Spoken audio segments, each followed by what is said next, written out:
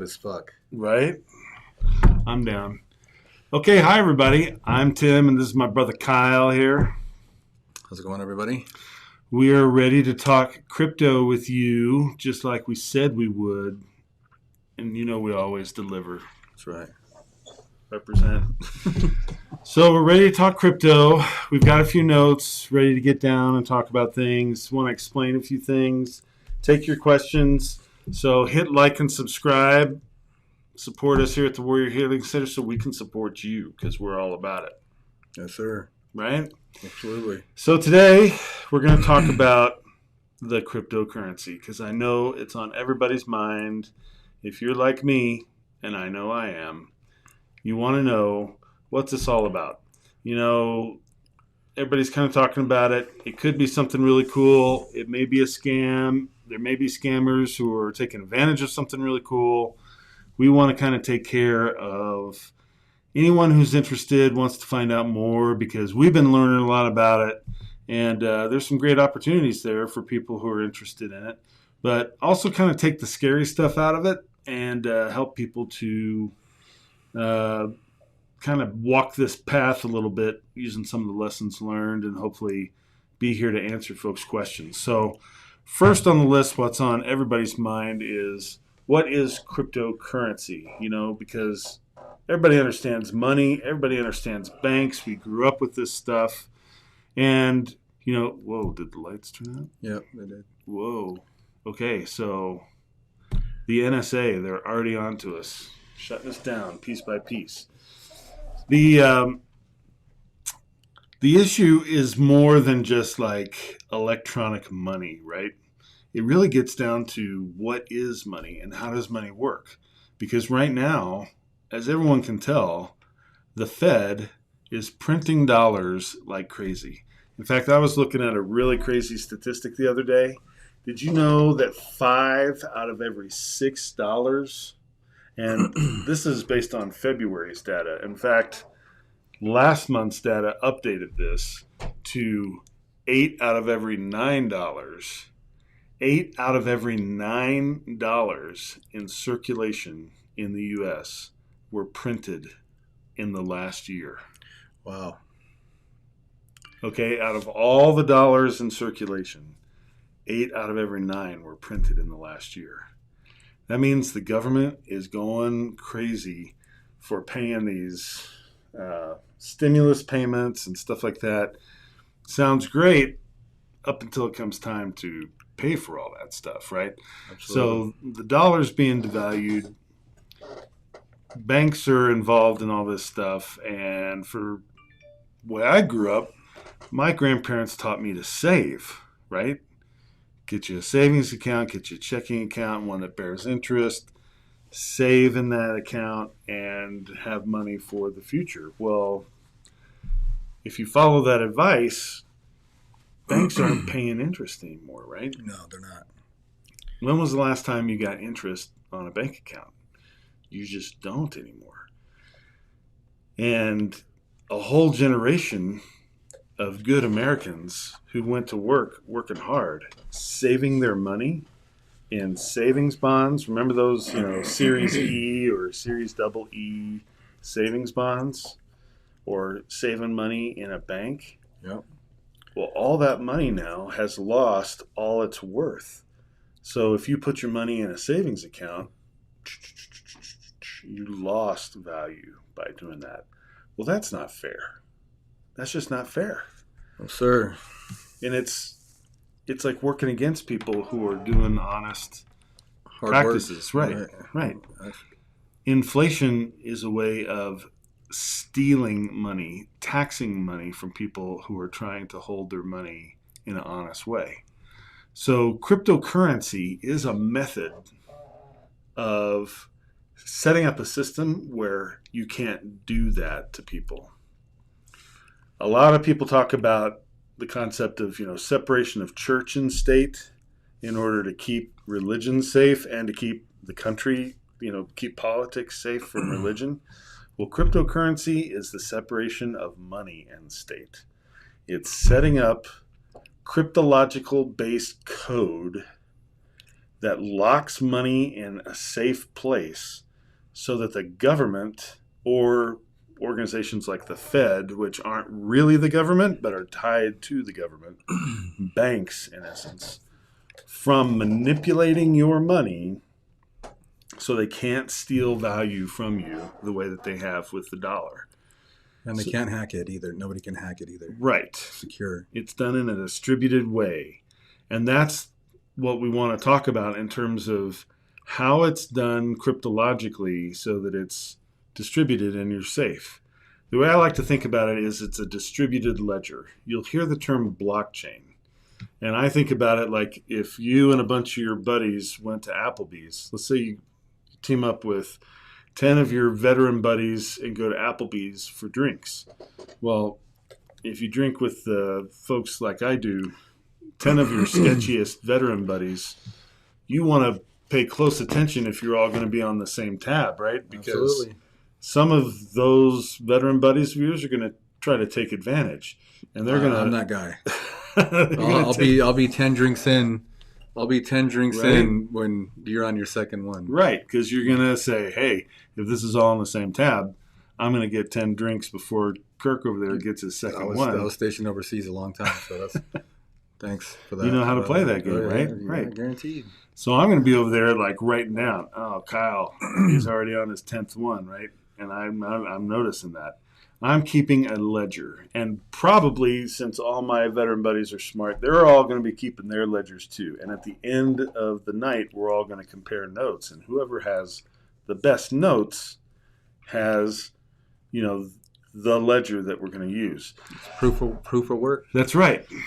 Well, cryptocurrency is something very similar. We use a distributed ledger system called a blockchain using machines all across the world in a proof of work concept that keeps track of transactions all across the world so it's unhackable all the way across. And what I'll do is I'll use a video on YouTube to kind of explain this because it has really good graphics, but the guy is like from Bangladesh or something, so his voice doesn't really work. So we'll move over to YouTube here and I'll show you. But, sorry. I was watching my soap operas here before we got started. Your novellas? Yeah. You watch Queen of Hearts, Mexican soap operas? Only when I'm at my girlfriend's mom's house. She's got it cranked to 100. It's good stuff, man. I tell you, it breaks my heart. Queen of Hearts. But anyway, this is blockchain simply explained. And I'll just kind of narrate it here for you a little bit because, like I said, the guy is from Bangladesh. But if you want to get on here, you'll be able to see. We're talking here about blockchain. And this is represented here as the initial concept of digital timestamps that was developed way back in the early 90s. And this is where you digitally timestamp something so you can't go back and change the record from the original record once information is logged in a ledger. Like a notarized document. Exactly. Bitcoin was created in 2009 by a mysterious person named Satoshi Nakamoto who proposed a distributed ledger of blocks of data, transactions, financial transactions loaded up in blocks of data that will be represented here by some key features. And those key features are what make the blockchain so good. So the block contains data on the inside that's marked on the outside by a hash. And all that is a number that identifies it for what it is. And then it contains the hash of the block that came before it. Okay? The data that's inside of it is all the transactions from, to, and the amount of the financial transactions inside. The hash is like a digital fingerprint. This block is called this. And anytime the data changes inside the block, the fingerprint changes. So anytime the data has been altered, it changes. And then the previous block hash is also printed on the block. So you can tell how they go in sequence. It's a blockchain. And we'll explain more about that later. But the key piece is you can't change data inside a block without changing the hash. And that's key to the security. And then all that taken together creates the blockchain. So you can see here when you line them up, Each block contains its hash, the previous hash, and then when they go together, they refer to each other, right? And then that first block has those zeros. That's what we call the Genesis block. It's the first one. And so we can look at a blockchain and see that nothing's been messed with. Everything's in the right order. And a hacker can't go in there and change the alter the blockchain data. If he does, notice that hash changes, and then this previous hash number is out of sync with the blockchain. So we can immediately tell that, hey, something's not right. We can now discount the blockchain because something's been hacked, and we can go to someone else's decoding of the blockchain and find out what's been changed and make a correction. Because fortunately, it's not just one person handling these transactions. We'll show how that works here in a second. But the key piece to this is blockchains are built to be robust and not hackable. And this whole concept is called proof of work. It's also designed to be slow and steady.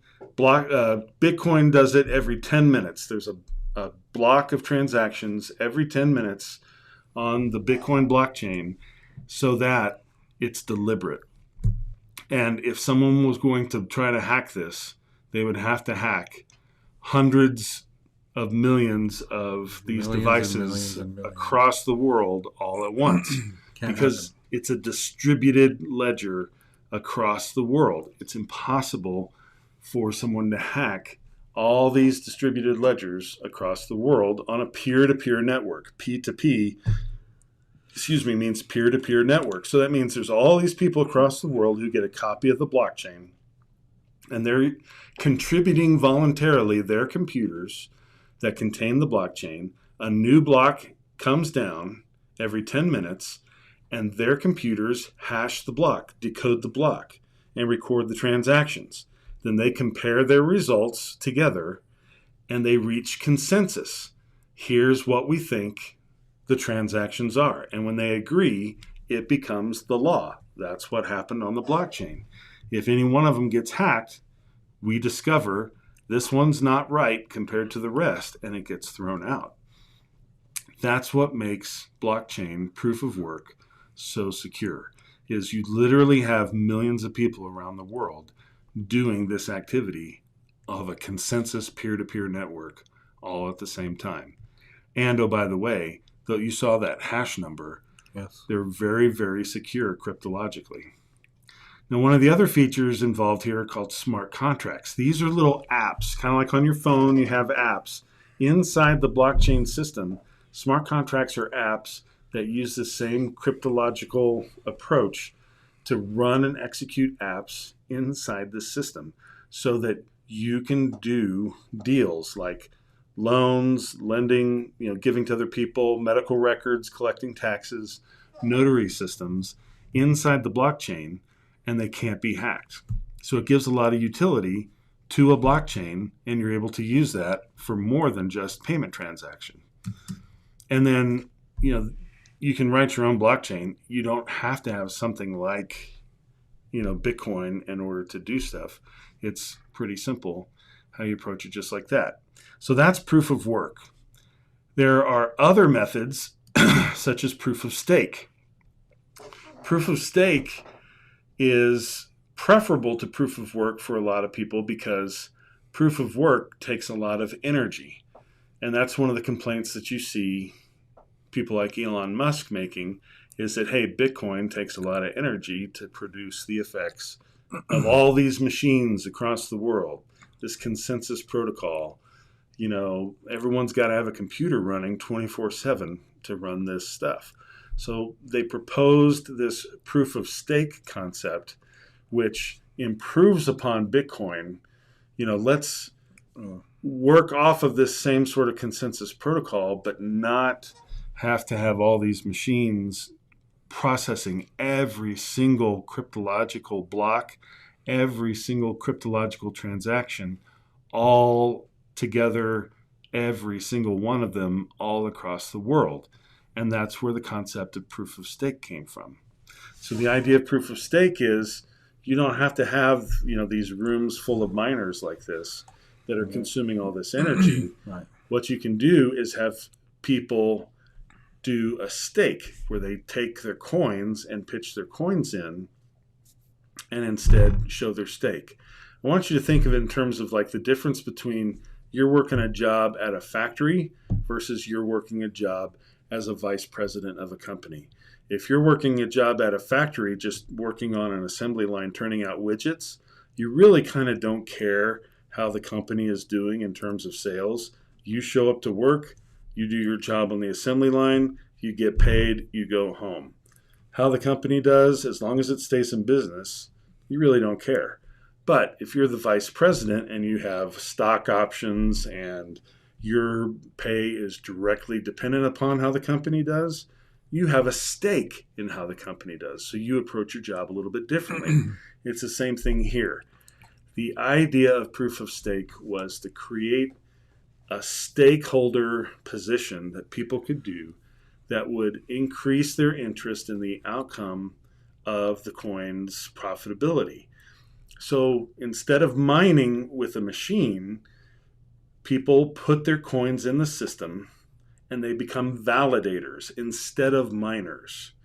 And when you put your coin in the system, as a miner, you become a minter of coins by going in and locking down your coins in like a safe or a lockbox, and then you become a validator. That means you have your system up all the time, but it's not a heavy-duty system that's doing a lot of cryptological stuff. Right. You get picked up randomly to perform operations inside the blockchain. And the more you put in, the bigger chance you have to be selected as a validator. And it's a total random selection process based upon your input, your stake into the system. Now, that means massive savings of the power necessary. But one of the big critiques about it is, okay, you kind of buy your way into the system, right? I mean, do you really, really want only people who bought their way into the system, or should it be more egalitarian? Right. And that's kind of the back and forth again on who's who in cryptocurrency. Is it just people who buy their way in, or should it be everybody? Should everybody have a chance to get into the business? And that's kind of the back and forth between proof of work and proof of stake. Some people really value the environmental dimension above all else. Other people think that the security of having it open to everybody, because it really is more secure that way, is preferable to the other. And then there's a new one called proof of history with a coin called Solano. It uses snapshots with individual validators. It's a different approach. It's kind of new. But the bottom line is there are different types of crypto that use different approaches, but functionally they have different ways of profiting if you participate in them. And that makes them kind of interesting in their differences. And some of the big ones, like Ethereum, started out as proof of work and are now migrating to proof of stake. What does that mean to us as people who want to use them? Well, it used to be that if you wanted to get involved in Ethereum, you had to, buy it, or you could mine it. But now you can buy it in the future, pretty soon, hopefully. You'll be able to stake it, and that means when you stake it, you receive rewards, and you won't be able to mine it. So it's interesting stuff. Does that make sense, Kyle? Do you have any points or anything? No, I mean it makes a lot of sense actually. Makes a lot of sense, but like I said, I'm still learning. I mean, I think everybody's got a lot to learn about cryptocurrency still, but like I said, we're here trying to explain some of the logistics behind it and some of the key terminology and just stuff for people to simple to understand, for somebody like me who's just getting into it. Right. So I think it's great. Yeah, for sure. Well, it's kind of technical, but I think it can be boiled down to, some basic principles, and hopefully we can, get down to the brass tacks too in terms of what's really necessary to day make it work for me, because that is what most folks need to know. How do I just use my smartphone to Right. make this work for me? I think people need to learn about it. I mean, especially like these older vets and stuff that are, afraid of all the digital stuff, and they're used to having all their paperwork and all their file folders organized alphabetically. That's not the case anymore. Right. We need to start moving past that, and we need to start teaching. I got a noisy chair here. If you can't say about that, but yeah, I think. Well, I think you've seen it already, right? I mean, Oh, you've only been doing it a couple of weeks, and yeah, you've seen it. it's crazy. I mean, it's easy to pick up on. I'm not the smartest guy in the world, by far. Neither one of us. Right, but Well, let's talk a bit more about why is this happening. I mean, we talked about the bad economic policy that's driving up inflation. You talk about the technology that is now available. I mean, everybody's got a cell phone that, you know, the computing power of the cell phone 20 years ago, you'd have to have a supercomputer on your desktop in order to get the same computing power. right, So the cell phones are capable, but it's also a product of development, because if you think about it, around 80% of the people in the world don't have access to banks.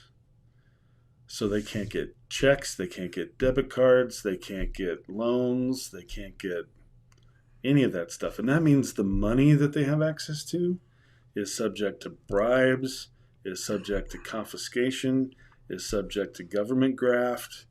I mean, 80% of the world's population is highly vulnerable to that stuff. right. And there's no safe place but the mattress to park your money. That's a problem. So, what does crypto provide? It provides a safe haven. Because all you have to have is a cell phone, right? So A cell phone, a laptop, some kind of computer, and it doesn't even have to be yours for it to be safe, because even a public computer with a USB drive can be a safe and effective way to do crypto. yeah, because you can't hack it. Right.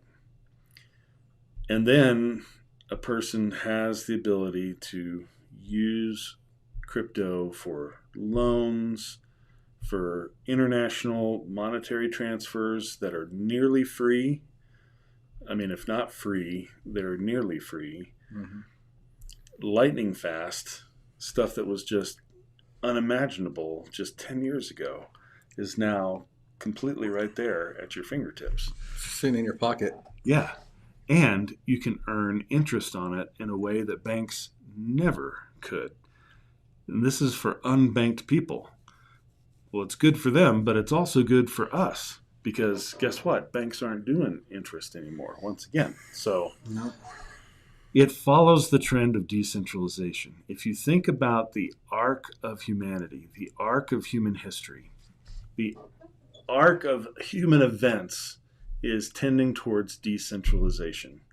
Democracy is the decentralization of human politics.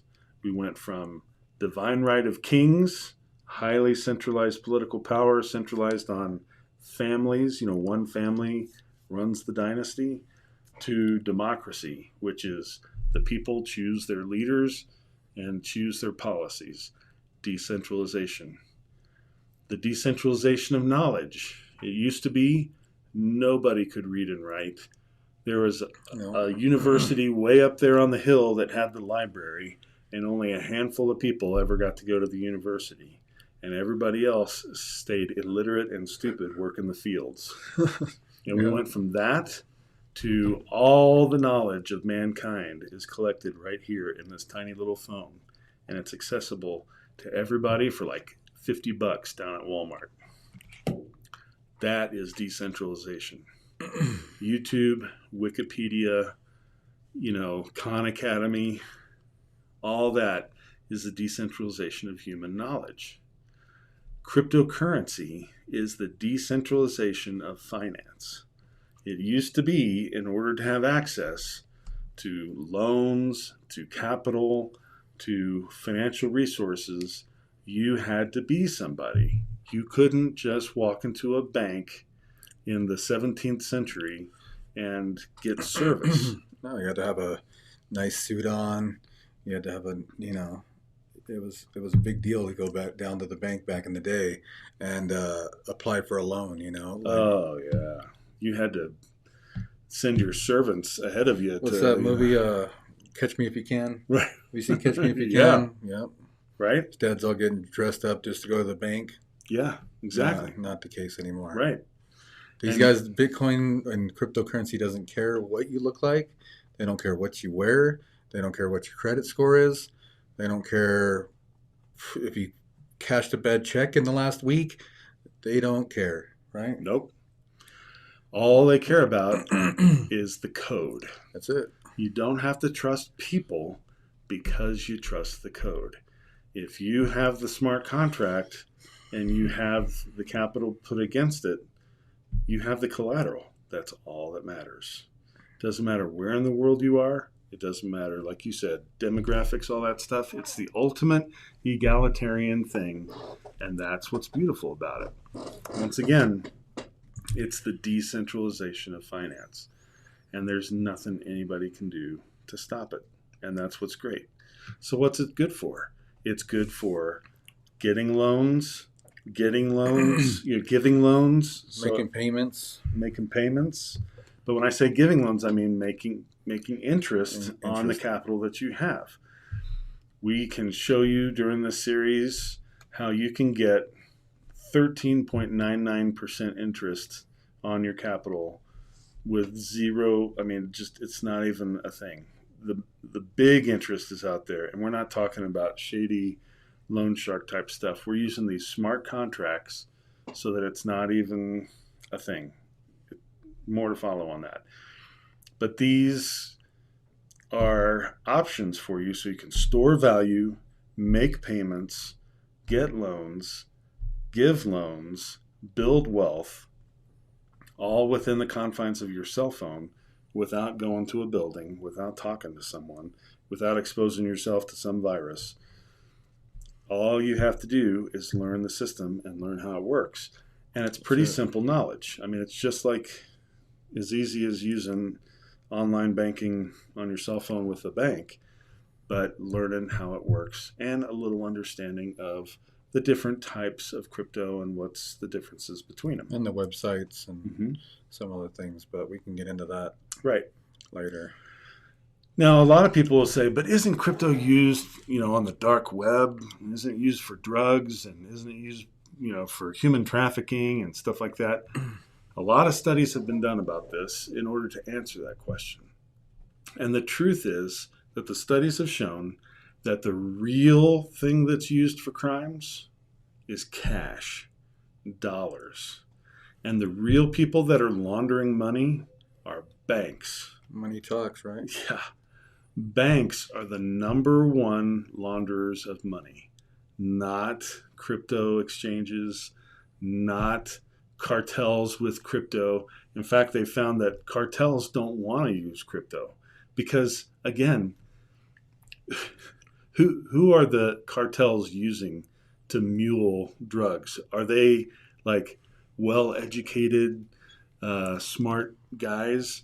No, they're like the guys they can push around, right? They're the guys they can leverage. So they don't want them being the smartest guys in the world because the smartest guys in the world are most likely going to come up with a plan to run off with their money. Yeah, they're the expendables. Exactly. They're illiterate. They're guys that probably can't count, or if they can, they can't count that high. So they want to give them bags of cash. Some might even be doctors. Who knows? But the bottom line is they don't care enough about them to set them up with something like that, and they don't want to spend. They don't have the time to spend. They got nothing but money on their mind. They don't have cryptocurrency on their mind. No, they got money on their mind. That's it. They got things to push north, south, east, west. And the people they're doing business and the with on people the street that's right. are cash. Yeah, they're all cash. No, Yeah. none of them got a bank account. Yeah. None of them. I mean, if they do, it's somewhere offshore or something. If I don't know. Yeah. They're not doing, the cartels are not doing business in crypto. The human traffickers are not doing business in crypto. They've been doing it in cash forever, and they continue to do it I don't even know why somebody would say that. because they're trying to spread fear, uncertainty, and doubt Right. about crypto. That the only That's the only people thing I who can say do. that stuff are people who are trying to talk down crypto.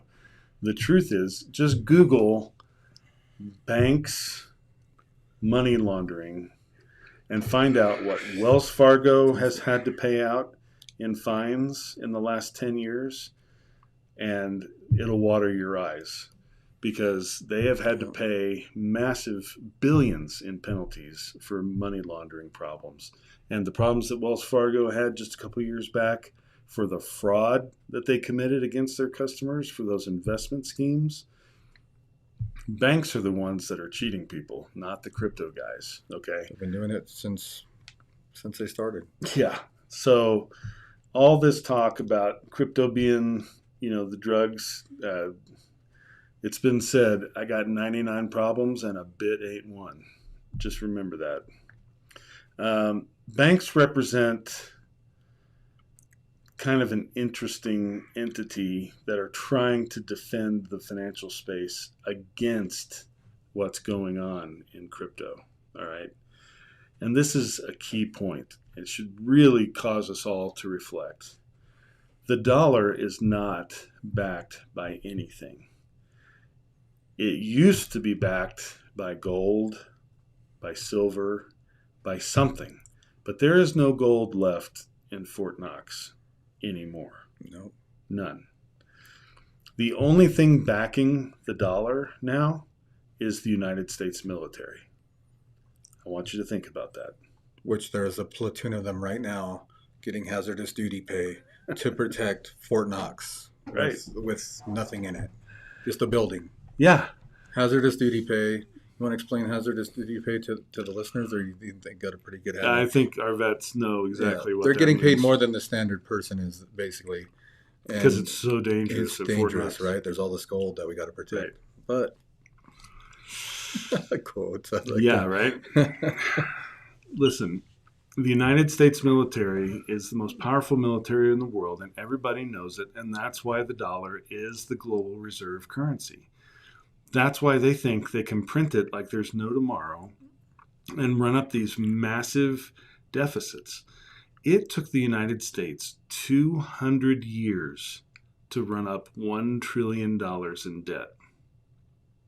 All right, last year, in 1 year alone, we ran up $4 trillion in debt. And that's just what's on the books. Don't get me started on the unfunded liabilities that we created with things like the stimulus and so on and so forth. So what took us 200 years to run up, we easily knocked out in 1 year. That should tell you something. We're falling back on our military might to be able to print money like it's going out of style.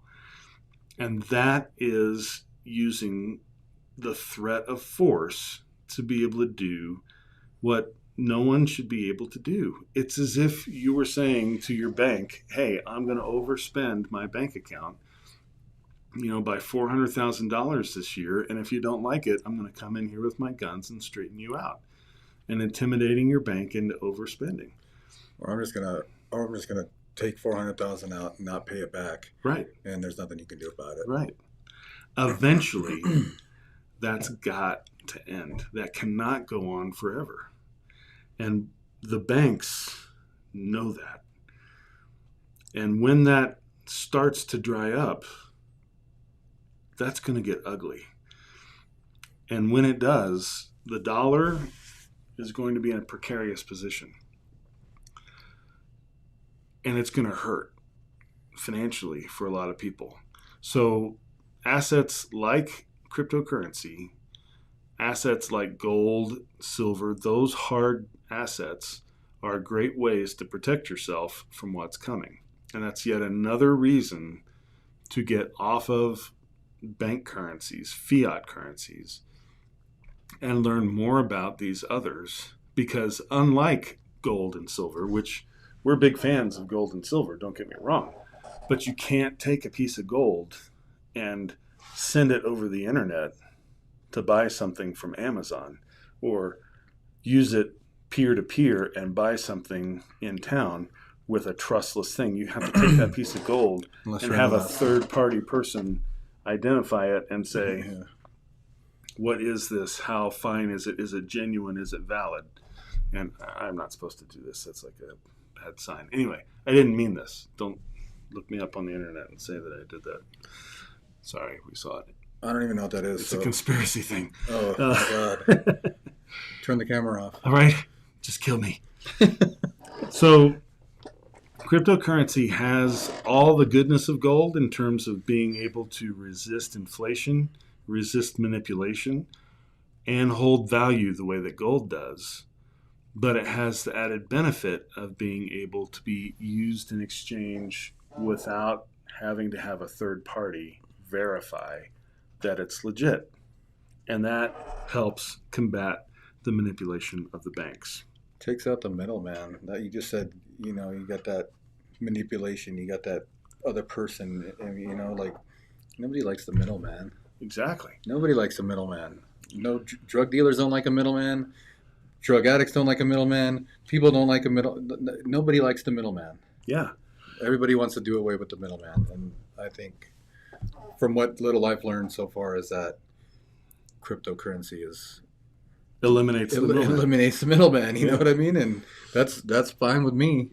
That's one less. I mean, think of all the extra things that you have to do just to have that middleman. I mean, it just slows everything down. Yeah. And it's expensive. And it cost you, and it could cost you an extra fee or something at the bank, or whatever the case may be. But it just saves you time. It saves you money. It saves you. I mean, it's a win. It sounds like a win-win. It sounds too good to be true, almost. But really, that's the thing. You said it's not too good to be true, because I want you to think about it this way. Yeah, it's not. Where do the Arizona Diamondbacks play baseball? Chase Field. Chase Field. Chase Bank Field. Right. How is it that Chase Bank is able to pay for that baseball field? Probably other people's money. Yeah, the fees you pay at the bank. Yeah, credit card statements or overdraft fees or whatever the case may be. But Yeah. Oh, I see Dan Shaw's watching. Thanks for checking in, Dan. So Dan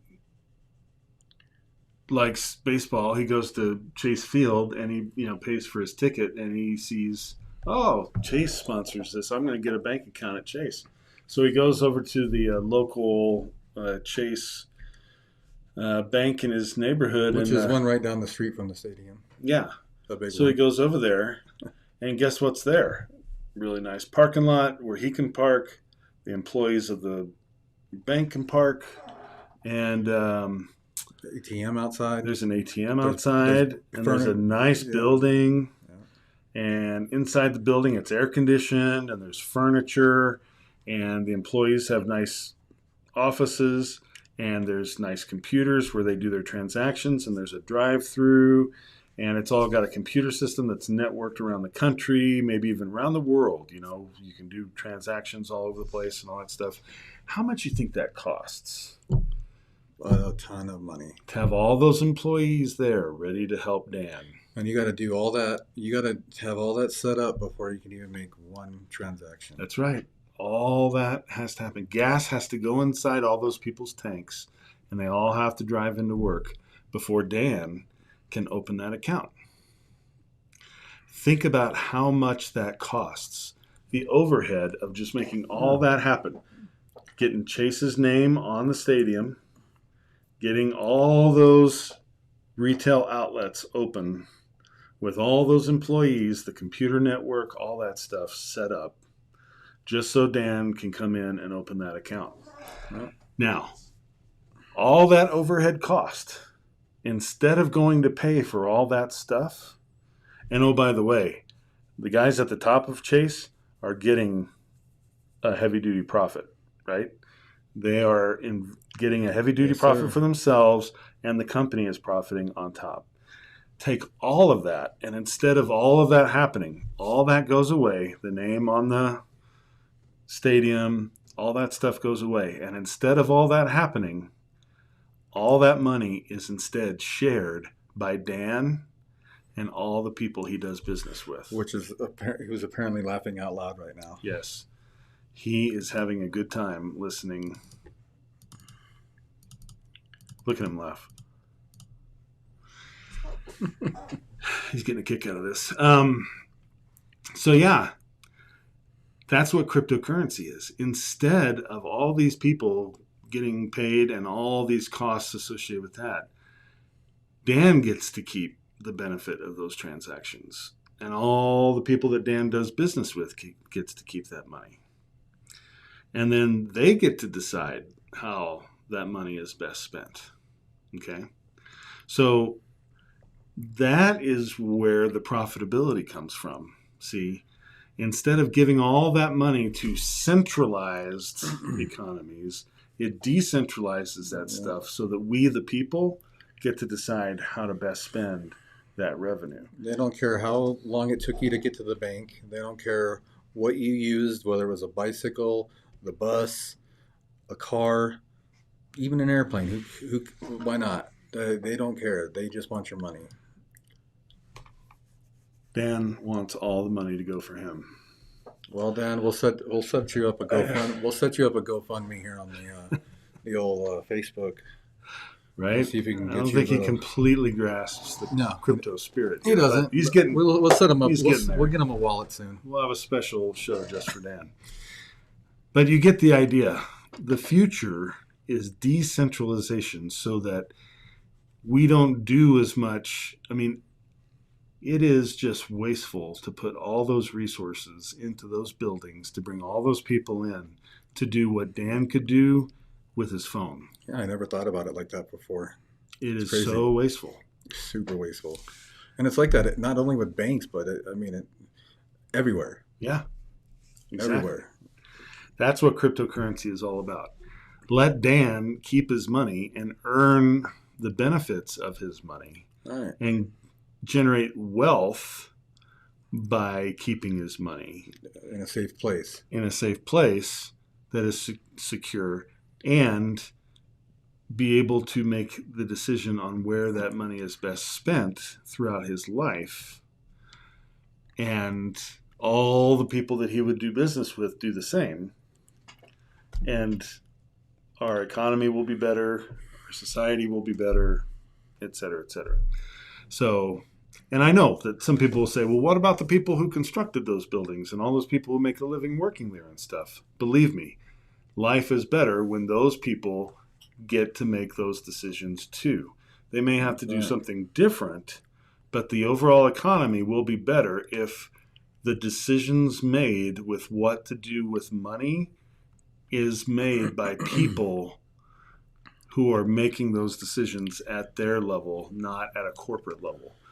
When money is acquired and then held in a centralized fashion, it gets hoarded and it gets held by banks and rich people so that the 1% at the top hold on the money and it doesn't work. It doesn't do anything. When the money is decentralized out to people like Dan and other people like Dan, the people that Dan would do business with, they do things that create jobs. They do things that create wealth. The way to get more economic activity is to create more wealthy people. It makes no sense to have a handful of wealthy people who have all the money and then let them sit there and hoard it.